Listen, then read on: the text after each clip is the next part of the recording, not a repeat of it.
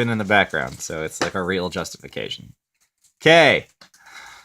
Are good? Yeah.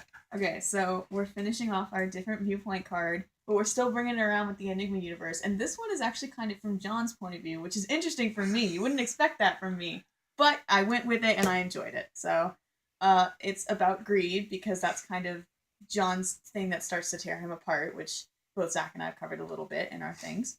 It's also about pride because John refuses to accept the help of police and his team around him.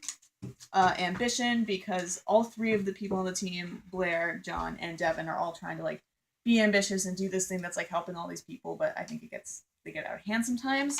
Involving a flock because when all this dangerous stuff happens on Hill Street, a flock of like residents comes and like watches, which is bad. Circular argument, Blair and Devin more than once argue about whether they should call the police because John hates police. A chase, there's a big car chase.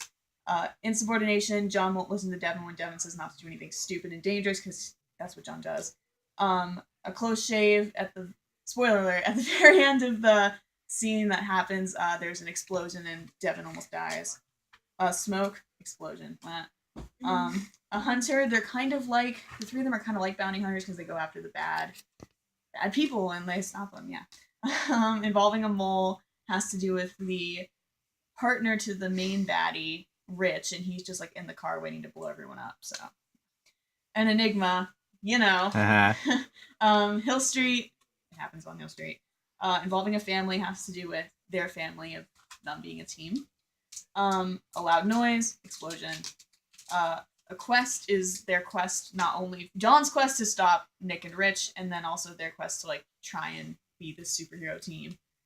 Lost Innocence happens when Devin almost gets blown up, and suddenly they're like, "Oh crap! Like we're so in over our heads."